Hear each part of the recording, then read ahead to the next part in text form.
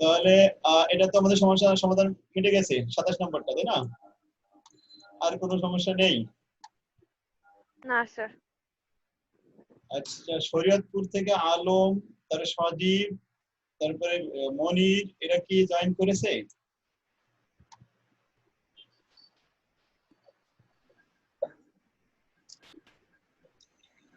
Sir সজীব আছে, মনির আছে, আর সিপনা আছে স্যার শরীয়তপুরের। আলমকে দেখছি না। আচ্ছা, যাই হোক, আলহামদুলিল্লাহ। তো যারা আছি সবাই মিলে 4 নম্বর ফরম্যাট শুরু করবো। 4 number format, metal use of. Sir আলমকে রেজিস্ট্রেশন করেছে? আমি কিন্তু বুঝতে পারিনি কি কথার মধ্যে, এটা কি কথা বললো? স্যার আলমকে রেজিস্ট্রেশন করছে? না, করিনি। আচ্ছা, যে আমরা অঙ্ক শুরু করি। আমাদের কিন্তু এখন রেকর্ড হচ্ছে কথাগুলো। Material use of ratio. Material আনুপাতিক হারে ব্যবহার হবে। আর এখানে প্রশ্ন হবে তিনটা: cost of goods manufacturing, cost of goods sold, আর ইনকাম স্ট্যান্ডার্ড। কয়টা?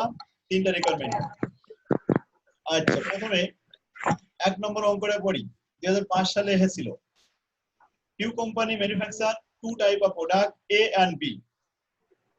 দুই ধরনের প্রোডাক্টের নাম হলো এ এবং B. The cost data for the year ended 31 December 2007 is as follow: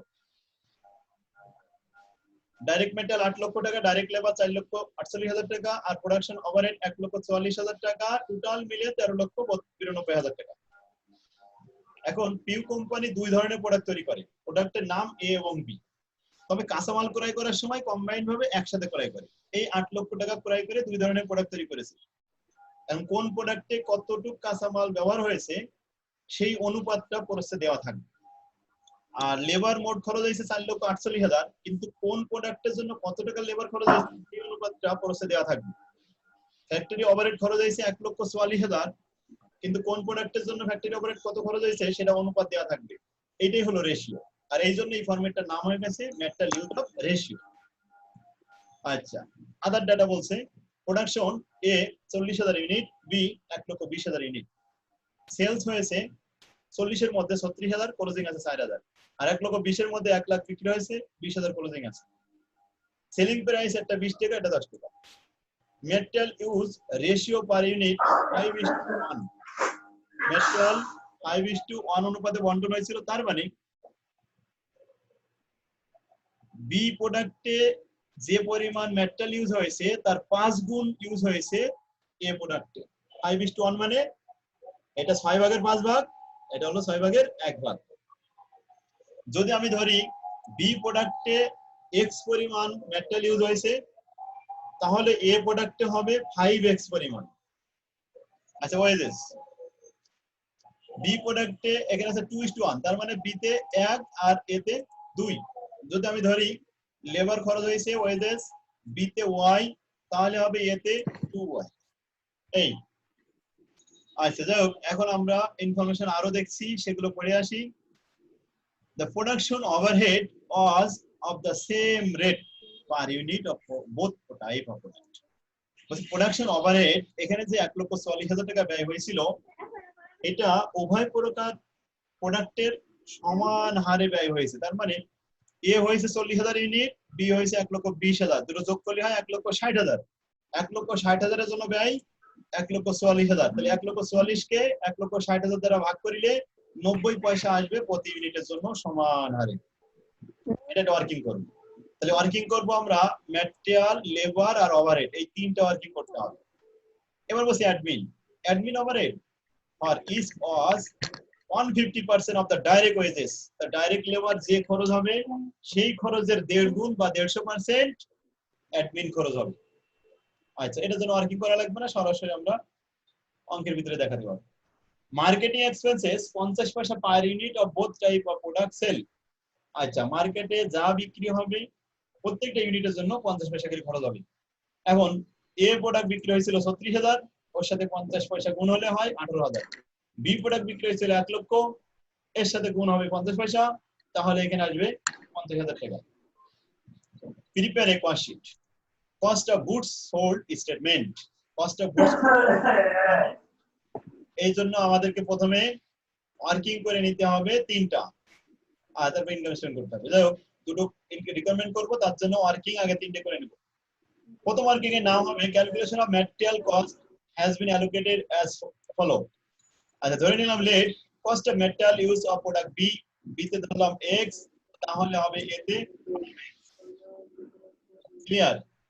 এখন এ আর বি এই দুইটা প্রোডাক্টকে তৈরি করতে ম্যাটেরিয়াল লেগেছে 8 লাখ টাকা। তাই আমরা এখানে এইভাবে লিখলাম, অ্যাজ পার কন্ডিশন, শর্ত মতে বি প্রোডাক্ট ছিল 1,20,000 গুণন এক্স পরিমাণ, এই যে এক্স, আর এ প্রোডাক্ট Yes, sir. 40,000 গুণন 5x পরিমাণ সমান সমান 8 লাখ। তো আমরা গুণ করলাম 1,20,000 এর সাথে এক্স গুণ করলে 1,20,000 এক্স, আর 40,000 এর সাথে 5x গুণ করলে 5 40 2 লক্ষ এক্স সমান সমান 8 লাখ। আচ্ছা, 2 লক্ষ আর 1 লক্ষ 3,20,000 এক্স সমান সমান 8 লক্ষ টাকা। তাহলে 3 লক্ষ 20 যদি 8 লক্ষ হয়, তাহলে এক্স হবে সমান সমান 8 লক্ষ ভাগ 3 লক্ষ 20, ভাগ করলে হবে 2 টাকা 50 পয়সা পার ইউনিট। না, এখানে পার ইউনিট বলবো না, এক্স এর মান 2 টাকা 50 পয়সা। এবার আসি, material cost per unit for product A এর জন্য ছিল 5x, তাহলে 5 গুণন x, 5 গুণন আড়াই, 5 আড়াই 12.5 গুণ করে দিলাম, 5x ছিল না, এই জন্য এ প্রোডাক্টে ম্যাটেরিয়াল লাগে প্রতি ইউনিট 12 টাকা 50 পয়সা। এবার বি প্রোডাক্ট যদি বলি, তাহলে x পরিমাণ অর্থাৎ 2.5 টাকা। তাহলে material for per unit of product B সমান x, x সমান সমান 2.5 টাকা। ওকে, শেষ। এখানে আমরা ম্যাটেরিয়াল কস্ট পার ইউনিট বের করে ফেললাম। এবার ঠিক সেম ভাবে লেবার কস্ট বের করব আমরা। লেট ধরে নিলাম labour cost per unit product B সমান y আর প্রোডাক্ট এ সমান সমান 2y। কারণ কি সমস্যা হচ্ছে? সমস্যার কথা না, ভালো করে শুনলে আমার মনে হয় সমস্যা হবে না, কারণ টাইম কম, তো আমরা একটু তাড়াতাড়ি শেষ করে তারপরে যার যার প্রশ্ন আবার করা যাবে। এগুলো শেষ করার পরে আমি সব উত্তর দেব। অ্যাজ পার কন্ডিশন, শর্ত মানে সেম ভাবে, কিন্তু শর্ত মানে আগের মতোই। আচ্ছা, যদি 2y হয়, তাহলে এ প্রোডাক্ট 40,000 গুণন 2y আর বি প্রোডাক্ট 1,20,000 গুণন y সমান সমান 4,48,000। আচ্ছা, এবার গুণের কাজটা করে ফেলি।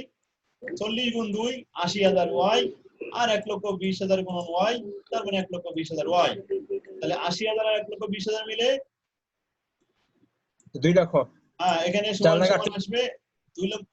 এখানে একবারে লিখে ফেলেছি, একটা লাইন কিন্তু আমি কম লিখেছি, তো 4,48,000 সমান। আচ্ছা, এখানে লিখলাম তাহলে 2 লক্ষ, 2 লক্ষ y সমান সমান 4,48,000। আরেকটা লাইন y সমান সমান 4,48,000 ভাগ 2 লক্ষ সমান সমান 2 টাকা 24 পয়সা। এখানে একটা লাইন গ্যাপ আছে। আচ্ছা, তাহলে 2 টাকা 24 পয়সা হলো y এর মান। কিন্তু আমরা এখন প্রোডাক্ট এর দেখাবো 2y, 2y মানে 2 টাকা 24 গুণন 2 4 টাকা 48 পয়সা, আর শুধু y মানে 2 টাকা 24 পয়সা। বাস, ওকে। আর প্রোডাকশন ওভারহেড বলছিলাম একটা ওয়ার্কিং 1,40,000 কে 1,60,000 ইউনিট দ্বারা ভাগ করলাম, 90 পয়সা আসলো। এখন প্রশ্ন 1,60,000 আমরা পেলাম কোথায়? 1,60,000 ইউনিট এইভাবে নিতে হয়, 40,000 আর এই 1,20,000। ক্লিয়ার? ওকে, সবাই বুঝতে পারছি? 1,20,000। হ্যাঁ, তাহলে এবার আমি আরেকটা ওয়ার্কিং করেছিলাম যেটা করার দরকার ছিল না। ওখানে দেখা যাচ্ছিল যে ক্লোজিং ইনভেন্টরি, ক্লোজিং এর সূত্র আমরা জানি ওপেনিং যোগ প্রোডাকশন মাইনাস সেল। তো ওখানে দেখা যাচ্ছিল উৎপাদন হয়েছিল 40,000, বিক্রি হয়েছে 36,000, তাহলে ক্লোজিং 4,000। উৎপাদন হয়েছে 1,20,000, বিক্রি হয়েছে 1 লক্ষ, তাহলে ক্লোজিং 20,000। তারপরে ওয়ার্কিং করে দিছি। আচ্ছা, এবার আমরা কস্ট অফ গুডস সোল্ড তৈরি করব। প্রথমে ডাইরেক্ট ম্যাটেরিয়াল, এই যে 12 টাকা 50 পয়সা আমরা পেলাম কোথায়? ওয়ার্কিং নাম্বার 1 এ। আর 2.5 টাকা পেলাম কোথায়? ওয়ার্কিং নাম্বার 1 এ। এই 12 টাকা 50 পয়সার সাথে 40,000 গুণ, আর এই 2.5 টাকার সাথে 1,20,000 টাকা 20,000 ইউনিট গুণ। একটা 5 লক্ষ আর একটা 3 লক্ষ, 5 আর 3 8 লক্ষ মিলে গেছে। এই 8 লক্ষই কিন্তু ম্যাটেরিয়াল ছিল টোটালে। টোটাল আবার মিলে যাবে। ডাইরেক্ট লেবার 4 টাকা 48 পয়সা গুণন 40,000, 2 টাকা 24 পয়সা গুণন 1,20,000, দুটো মিলে আবার 4,48,000 মিলে গেল। তাহলে দুটো যোগফল 12,48,000। এগুলো সব যোগফল করে নিলাম। এরপরে প্রোডাকশন ওভারহেড 90 পয়সা, তো 90 পয়সা গুণন 40,000, 4 নাম 36,000। আবার 1,20,000 গুণন 90 পয়সা, 4 9 9 বরং 108, 1,08,000 টাকা। মোট 1,44,000 টাকা টোটাল যোগফল ফলাফল মিলে গেল। এখন আমরা পার ইউনিট এগুলো যোগ করে নিলাম, যোগ করে এখান থেকে বাদ দেবো ক্লোজিং ইনভেন্টরি, তাহলে কস্ট অফ গুডস সোল্ড পাওয়া যাবে। ক্লোজিং ইনভেন্টরি কিন্তু একজনের 4,000 ইউনিট আর একজনের 20,000 ইউনিট, কিন্তু রেট কত? প্রথমে এর রেট হবে 17 টাকা 88 পয়সা, তাহলে 4,000 গুণন 17 টাকা 88 পয়সা। আর বির রেট হবে 5 টাকা 64 পয়সা। সমস্যা হচ্ছে কারণ আমি একটু শেষ করলে মনে হয় সমস্যা পাওয়া যাবে না, সবকিছু সমাধান হয়ে যাবে। 20,000 গুণন 5 টাকা 64 পয়সা গুণ করলে আসে 6,76,800 টাকা। বাস ওকে, সরি বলেছি, এই যে এটা 1,12,800 টাকা। এখন এটা আমরা বিয়োগ করতে চাচ্ছি, তাহলে বিয়োগ করলে আমাদের কস্ট অফ গুডস সোল্ড এর ফলাফল পেয়ে যাব। এখন এটা বিয়োগ করলাম, কস্ট অফ গুডস সোল্ড 6,43,680 টাকা, আর এখানে বিয়োগ করলাম কস্ট অফ গুডস সোল্ড 5,64,000 টাকা। ক্লিয়ার? আচ্ছা, এখানে যে রেটটা, এই রেটটা দেখানোর দরকার নেই, কারণ রেট দেখালে আবার অনেকে প্রশ্ন করবে রেট আবার বিয়োগ করে পরে কিভাবে আসবে। আচ্ছা, তাহলে কস্ট অফ গুডস সোল্ড পেয়ে গেলাম, অ্যানসার শেষ, আর কোনো ঝামেলা নেই। এই হচ্ছে কস্ট অফ গুডস সোল্ড। তাহলে কস্ট অফ গুডস সোল্ড এর সূত্র আমরা জানি, প্রথমে ওপেনিং যোগ প্রোডাকশন মাইনাস ক্লোজিং ইনভেন্টরি, কিন্তু ওপেনিং তো ছিল না, তাই আমরা কিন্তু ডাইরেক্ট প্রোডাকশন লিখেছি, প্রোডাকশন দিয়ে ক্লোজিং বাদ দিয়েছি। কি বাপ্পি, কোনো সমস্যা হয়েছে? স্যার 71,520 এই আসলো। এই 71,520 টা আসছে 4,000, ক্যালকুলেটর ধরতে হবে একটু, 4,000 গুণন 17 টাকা 88 পয়সা গুণ করতে হবে, গুণ করলে 71,520 আসবে। হ্যাঁ ওকে স্যার, ঠিক আছে। ওকে, এবার আমরা ইনকাম স্টেটমেন্ট করতে যাই। ইনকাম স্টেটমেন্ট প্রথমে সেল লিখতে হয়। সেল বলা আছে 17.88 টাকা কই থেকে আসছে? এই 17 টাকা 48 পয়সা কিভাবে আসলো, এটা যোগ করে cost per unit, production cost. কি মনির বুঝতে পারছে? ওকে, কি মনিরুল ইসলাম জিজ্ঞেস করছিল, উত্তর কি বোঝা গেছে? আচ্ছা, তো আমি ইনকাম স্টেটমেন্ট করাবো এখন। ইনকাম স্টেটমেন্টটা হলো প্রথমে সেল লিখতে হয়। সেলটা এরকম হবে যে 36,000 ইউনিট আমাদের সেল করা হয়েছে, তবে 20 টাকা করে দাম। কোথায় পেলাম? পরিস্থিতি দেওয়া ছিল। তাই 36,000 গুণন 20, 7,20,000 টাকা। আর 1 লক্ষ ইউনিট বিক্রি করা হয়েছিল 10 টাকা করে বি প্রোডাক্ট, তাতে আসলো 10 লক্ষ টাকা। মোট বিক্রয় 17,20,000 টাকা। এখন আমরা জানি সেল থেকে কস্ট অফ গুডস সোল্ড বাদ দিতে হয়। তো কস্ট অফ গুডস সোল্ড কিন্তু আগের রিকোয়ারমেন্ট থেকে আমরা পেয়ে গেছি। এই টাকাটা নিয়ে সরাসরি নিচে আসলাম, নিয়ে বসাই দিলাম। আচ্ছা, বসা দেওয়ার পরে আমাদের গ্রস প্রফিট পাওয়া যাবে, তাই না? আমরা গ্রস প্রফিট বের করতে পারতাম, কিন্তু আমি গ্রস প্রফিট বের না করেই শুধু আমরা কমার্শিয়াল এক্সপেন্স যোগ করে ফেলেছি।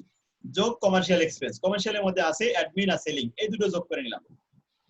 এখন আমরা কমার্শিয়াল অ্যাডমিন পাচ্ছি কোথায়? অ্যাডমিন বলছে লেবার যা হবে তার 150%।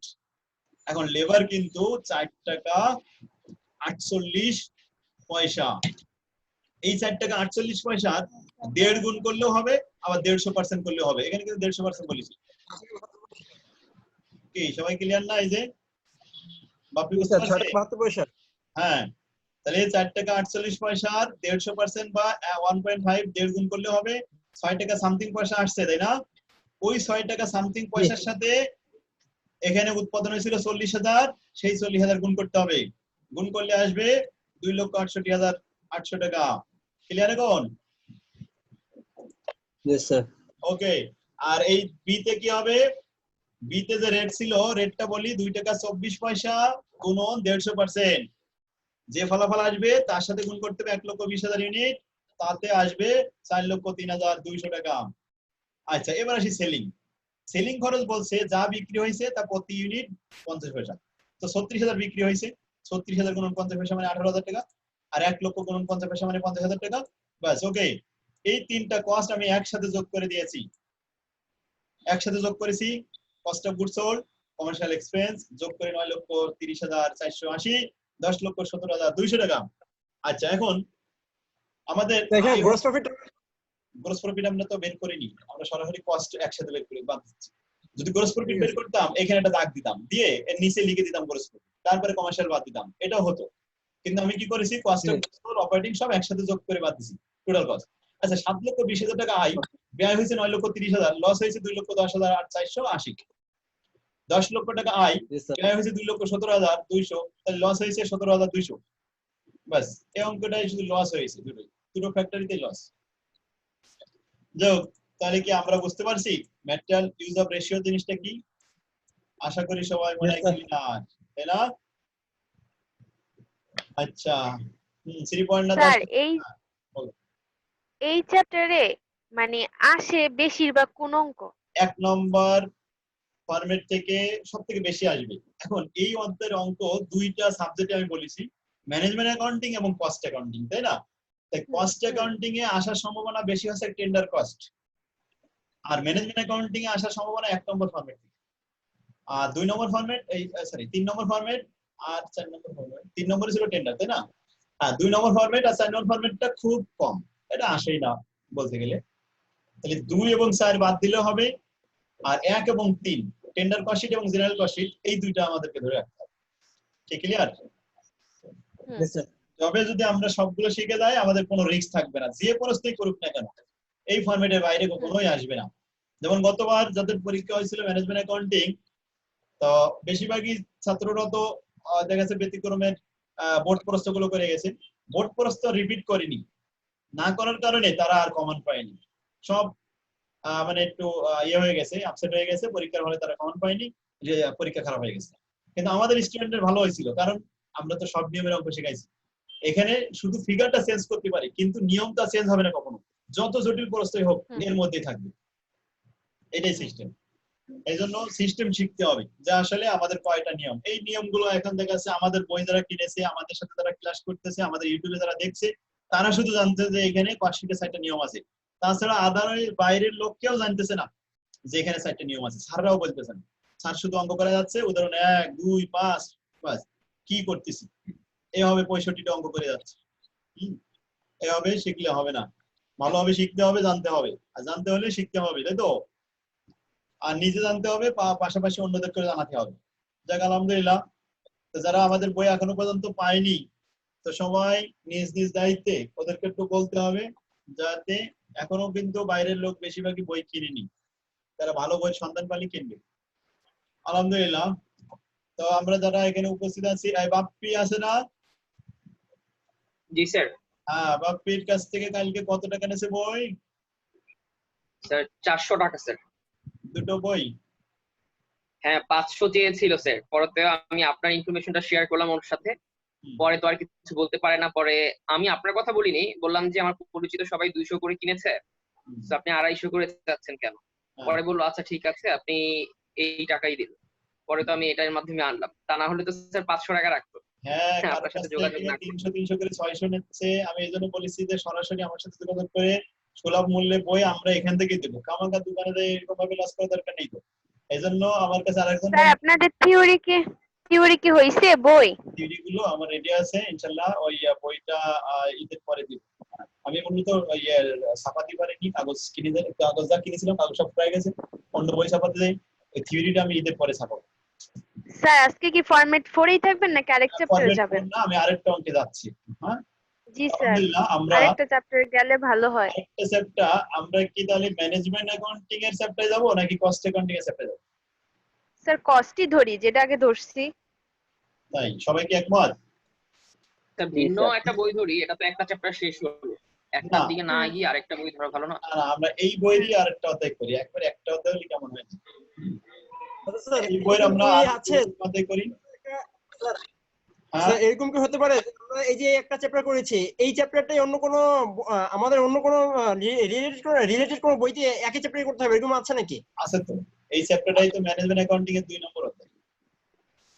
আচ্ছা এই চ্যাপ্টারটাই সেম, এটা করলে 2 in 1 হয়ে গেল। স্যার তাহলে স্যার আমার মনে হয় যে যেই সাবজেক্টই ধরি সেই সাবজেক্টে ধরেন আমি কস্ট অ্যাকাউন্টিং আমরা এক চ্যাপ্টার শেষ করলাম, তো কস্ট অ্যাকাউন্টিং এর আরো কয়েকটা চ্যাপ্টার একবারে শেষ করলে ভালো হয়, আর যেগুলা সবচেয়ে বেশি আসার সম্ভাবনা থাকে সিআরবি তে ওইগুলো আগে করলে ভালো হয়, মানে 100% প্রশ্নগুলো আসে, ওইগুলা কয়েকটা চ্যাপ্টার শেষ করলে ভালো হয়, রিল্যাক্স থাকা যায়। তাহলে এখন আমাদের যে টাইম আছে এর মধ্যে আমরা 3 নম্বর অধ্যায়টা শুরু করছি। কস্ট অ্যাকাউন্টিং এর 3 নম্বর অধ্যায় সকলে একটু খেয়াল করি, এটা কস্ট বিহেভিয়ার অ্যানালাইসিস, ব্যয় আচরণ বিশ্লেষণ, খুবই সহজ একটা অধ্যায়। এখানে আমাদের শিখতে হবে ব্যয় আচরণ আসলে 3 প্রকার।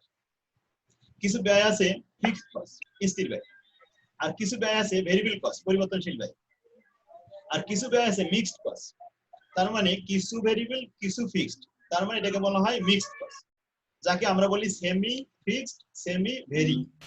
সেমি মানে আংশিক, সেমি মানে অর্ধ বলবো না, অনেক জায়গায় বইতে লেখা আছে আধা আধা খরচ, আধা ভেরিয়েবল, এরকম না। আসলে এইখানে সেমি বলতে আংশিক ভেরিয়েবল আর আংশিক ফিক্সড, সেটা কম বেশি হতে পারে, কিন্তু আধা বললে মনে হয় যে হাফ হাফ হয়ে যাচ্ছে। যাই হোক, এইগুলো আমাদের বিশ্লেষণ করতে হবে। তাহলে এখানে বের করতে হবে আমাদের 3টা খরচ, ভেরিয়েবল কস্ট, ফিক্সড কস্ট আর মিক্সড কস্ট, আর দেখাতে হবে কস্ট ফর্মুলা, আর দেখাতে হবে টার্গেট কস্ট।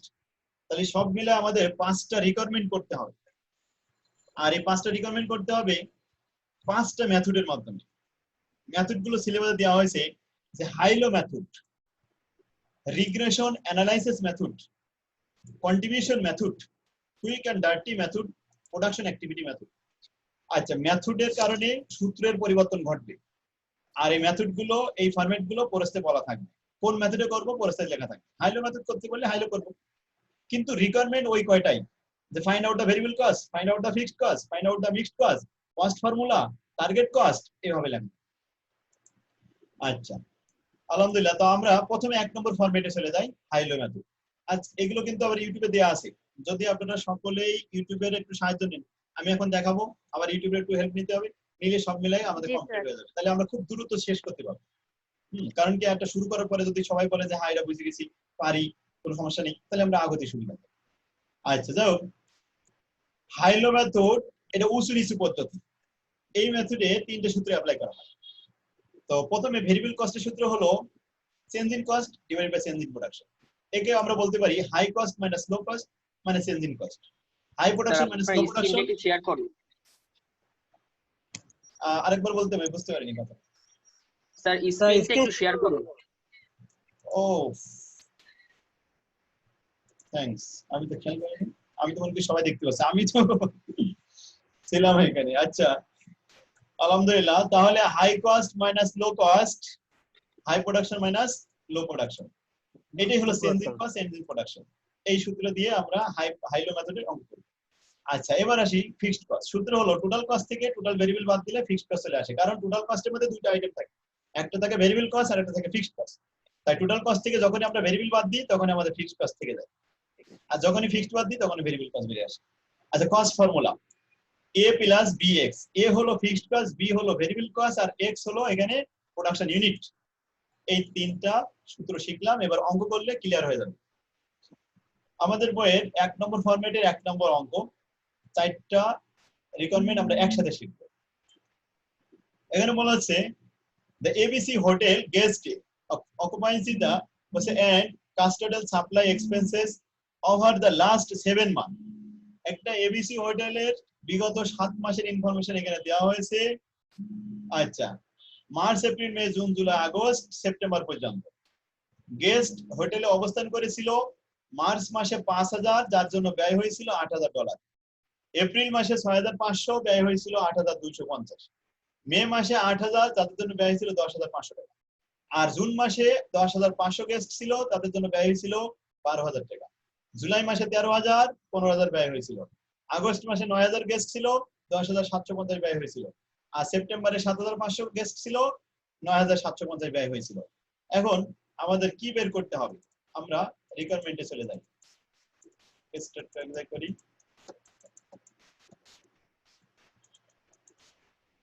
আচ্ছা, রিকোয়ারমেন্ট বলা আছে ইউজিং দ্য হাইলো মেথড, এই যে মেথড বলে দিয়েছে, estimate the variable cost per guest day, প্রতি গেস্টের ভেরিয়েবল কস্ট বের করতে হবে। এখন ভেরিয়েবল কস্টের সূত্র আমরা জানি change in cost divided by change in production. তার মানে high cost minus low cost divided by high production minus low production. এই ডিস্ট্রিবিউশন থেকে হাই কস্ট আর হাই প্রোডাকশন বের করি। হাই প্রোডাকশন বরাবর হাই কস্ট থাকবে, তাহলে হাই প্রোডাকশন 13000, হাই কস্ট 15000 টাকা। তাহলে আমরা লিখলাম হাই প্রোডাকশন আর হাই কস্ট 13000 15000। এবার লো, সব থেকে ছোট কোনটা? 5000। তাহলে লো প্রোডাকশন বরাবর লো কস্ট থাকে, লো প্রোডাকশন 5000, লো কস্ট $8000। তাহলে লিখলাম লো প্রোডাকশন 5000 গেস্টে আর লো কস্ট 8000। বাস হিয়ারে মানগুলো বসিয়ে এই মানগুলো এখন অ্যাপ্লাই করলাম, 7000 কে 8000 দ্বারা ভাগ করলাম, 0.875 পার গেস্ট ডে, এটাই आंसर। 2 নম্বর প্রশ্ন, using the হাইলো method estimated the fixed cost per month. প্রতি মাসের ফিক্সড কস্ট দেখাতে হবে। এখন প্রতি মাসের ফিক্সড কস্ট আমরা যে কোনো হাই অথবা লো যে কোনো একটা নিতে পারি, তো অন্য কোনো মান্থ নেওয়া যাবে না, হাই থেকে অথবা লো থেকে নিতে হবে। আচ্ছা হাই কস্ট ছিল কত? 15000, এটাই ছিল টোটাল। এখান থেকে আমরা ভেরিয়েবল কস্ট বাদ দেব, ফিক্সড কস্ট বেরিয়ে আসবে। তাহলে লিখলাম total cost minus total variable cost. Total cost হাইটা নিয়েছি 15000, তাহলে হাই প্রোডাকশনের সাথে গুণ করি, প্রতি ইউনিটের ব্যয় 0.875 গুণ করলাম 11375, বাদ দিলাম 3625 টাকা, এটাই হলো ফিক্সড কস্ট। আচ্ছা যদি কেউ লো প্রোডাকশন ইউজ করে থাকে, লো কস্ট, তাহলে সে লিখবে, এখান থেকে বলি 8000 টাকা, এখানে 8000 লিখবে, আর এখানে ভিতরে 5000 গুণন 0.87 লিখবে, তাতে যে টাকাটা আসবে 8000 থেকে বাদ দেওয়ার পরে অবশ্যই 3625 মিলে যাবে। তাই লো অথবা হাই যে কোনো একটা নিলেই হয়। আশা করি সবাই বুঝতে পারছে। 3 নম্বরে চলে গেলাম, মানে ডিউরেশন চলে আসছে তো, টাইম কিন্তু শেষ। Using the cost formula y equal to a plus bx, a হলো ফিক্সড কস্ট, b হলো ভেরিয়েবল কস্ট, x হলো প্রোডাকশন ইউনিট। আচ্ছা আমি এখানে লিখেছিলাম ভেরিয়েবল কস্ট হচ্ছে b আর ফিক্সড কস্ট হচ্ছে a। এখন ফর্মুলা লিখি, উই নো দ্যাট, আমরা জানি y equal to a plus bx, a হলো ফিক্সড কস্ট 3625 আর b হলো ভেরিয়েবল কস্ট 0.875, আর সাথে x থেকে যাবে, ফর্মুলায় x এর মান বসানো যাবে না, এভাবে রেখে দিতে হবে। আশা করি সবাই বুঝতে পারছে মানটা বসানো। আচ্ছা উপরের দুইটা না বের করে কিন্তু 3 নম্বরটা করা সম্ভব নয়, কারণ এর মান বীর মান তো উপরে বের হইছে, তাই আমরা ফর্মুলায় বসাতে পারলাম। 4 নম্বর প্রশ্ন, what amount of total cost, total cost কত হবে when the level of guest 11000 guest day per month, যদি কোন একটা মাসে পার্টিকুলার মাসে 11000 গেস্ট অবস্থান করে, তাহলে ওই মাসে মোট ব্যয় কত হবে? তাহলে আমরা এইভাবে লিখবো y equal to a plus bx, a হলো ফিক্সড কস্ট, b হলো ভেরিয়েবল কস্ট, আর x এর মান হলো ওই 11000 গেস্ট প্রোডাকশন। তাহলে 11000 গেস্টের সাথে 0.875 গুণ করলাম 9625, 3625 এর সাথে 9625 যোগ করার পরে 13250, এটাই হলো আমাদের অ্যানসার। কি ক্লিয়ার না? এখন যদি টার্গেট এখানে 11 জায়গায় 15000 20000 যাই দিক, ফর্মুলায় মান বসাই দিলেই তো অ্যানসার হয়ে যাবে। আর এই ফরম্যাটে এই সাইডের বেশি কোনো প্রশ্ন নেই, তার মানে আমাদের একটা ফরম্যাট কিন্তু শেষ হয়ে গেল।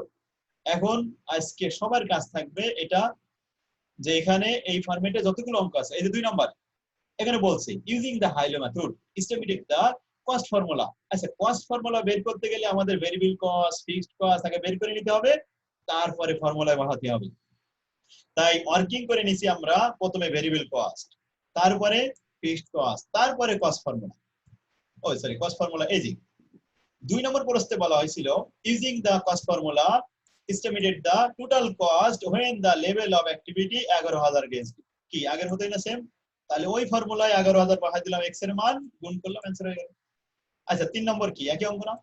এটা আসছে কত সালে? 12 সালে। আচ্ছা তারপরে এই যে পারা যাবে, এগুলো সব একই রকম, কিন্তু এগুলো সব একই রকম, হাই লো সবগুলো হাই লো ছাড়া কোনো কথা নেই। এখানে একটা প্যারাগ্রাফ মতো দেখা যাচ্ছে, আমি এটা বলি। এখানে মূলত কাহিনী ছিল একটা ড্রাইভার, সে ড্রাইভ করে ট্রাক 1,05,000 কিলোমিটার। যখন সে 1,05,000 কিলোমিটার ড্রাইভ করে, তখন প্রতি কিলোমিটারে ব্যয় হয় 11 টাকা 40 পয়সা। আচ্ছা আবার কোন একটা মাসে 70,000 কিলোমিটার ড্রাইভ করে, তখন তার ব্যয় হয় প্রতি কিলোমিটারে 13 টাকা 40 পয়সা। তাহলে এটা ছিল হাই আর এটা ছিল লো। এখন বলছে ইউজিং দ্য হাইলো মেথড ইউজ করতে হবে। তো হাই প্রোডাকশন লো প্রোডাকশন পেয়ে গেলাম। এখন হাই কস্ট হবে 1,05,000 গুণন 11 টাকা 40 পয়সা, আর লো কস্ট হবে 70,000 গুণন 13 টাকা 40 পয়সা। এই যে আমি সেখানে গুণ করে দিয়েছি, এবার এই মানটা বসাই দিলে বাস অঙ্ক শেষ। কিন্তু এই প্যারাগ্রাফ দেখে অনেকে ভয় পায় যে আবার কিভাবে করবে, কিন্তু আসলে একই জিনিস, কিন্তু হাই লো তো সবসময় হাই লোই থাকবে। এই ফরম্যাটে যতগুলো অঙ্ক আছে সবগুলো অঙ্ক আজকে বাড়ির কাজ থাকবে। আমাদের টাইম শেষ হয়ে গেছে আলহামদুলিল্লাহ, আর মনে হয় আমাদের টাইম নেই। তাহলে আজকে আমরা 2 নম্বর অধ্যায় করলাম, পাশাপাশি 3 নম্বর অধ্যায়ের একটা ফরম্যাট করলাম। তবে যদি আজকে এই ফরম্যাটটা সবাই শেষ করে আসতে পারে, আগামী ক্লাসে আমরা 2 নম্বর ফরম্যাট, 3 নম্বর ফরম্যাট, 4 নম্বর ফরম্যাট সবকটা একসাথে করতে পারবো, কারণ ওই ফরম্যাট গুলো এই ফরম্যাটের সাথে সম্পর্কিত। এগুলো পারলে ওগুলো পারা যাবে। আলহামদুলিল্লাহ, তাহলে আজকে আমরা শেষ করতে পারি। হ্যাঁ, ফারুক সাহেব মনে আছে কিছু বলবে? ফারুক, আজকের কাজ থাকলো সব 1 নম্বর ফরম্যাটের অঙ্ক। হ্যাঁ বাপরে, আমরা 7 জন ছিলাম, 9 জন নিয়ে শুরু করছিলাম, 2 জন বেড়ে গেছে। কে কি? স্যার এই ক্লাসটা কি একটু আগে নেওয়া যায়? আলহামদুলিল্লাহ, এই ক্লাসটা আগে নিয়ে যাবে। একটু আগে না স্যার, না, না, এই টাইমটাই ঠিক আছে। হ্যাঁ হ্যাঁ, এই পর্যন্তই থাকবে। আল্লাহ